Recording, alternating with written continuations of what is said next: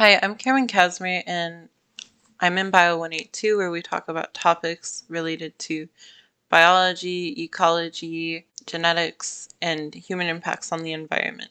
And I chose to make my final presentation on white nose syndrome, which is a deadly disease that impacts the bat population in America right now.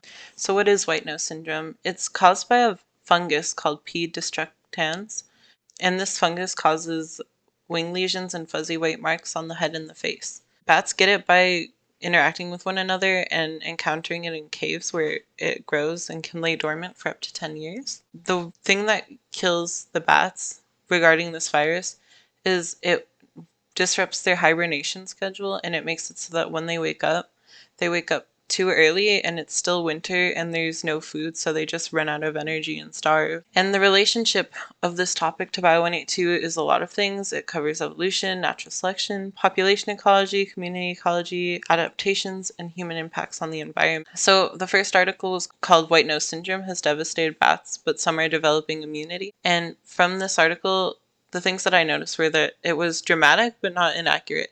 It was interview heavy. It felt like it had an agenda, and it had a lot of powerful quotes to help conserve the bats.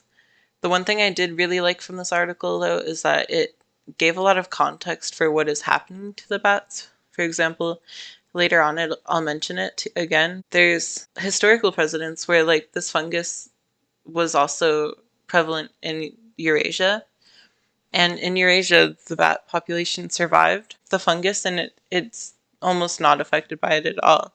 So there's an evolutionary difference in the way those two populations grew apart. And this article touches on that. And how bad is it according to Nat Geo? These two quotes that I put here are related because I think they're both very emotionally impactful. And Kate Langwing, a conservation biologist, she's talking about bad it is in relation to coronavirus for humans, because we were all impacted by that in 2019 and 2020.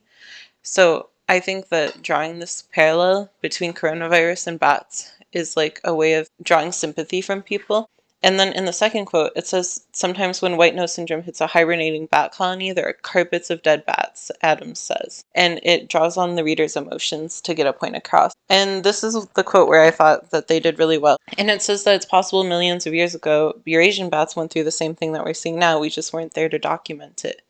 So I think this adds a little bit of grounding to the piece and balances out the really emotional stuff. And this is the quote where I think the article most directly talks about the research from the research paper.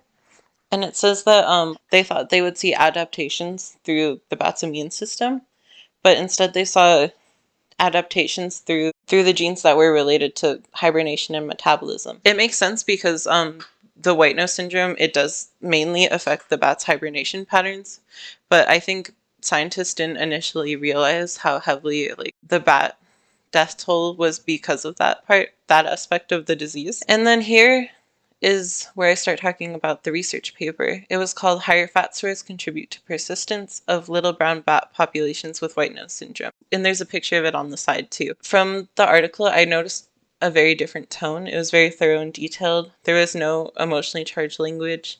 They let the data speak for their findings, and particularly in the introduction, I like that they referred to the historical precedents of animals being affected by human causes. So what does the research say?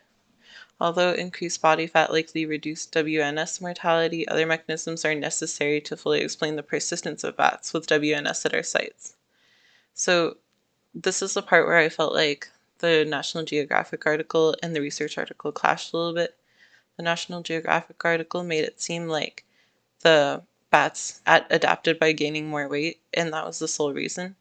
But the research article seems to put a lot less emphasis on the increased body fat and more emphasis on the other mechanisms that were there that scientists haven't really pinpointed yet. And this was one of the graphs I read in the research paper.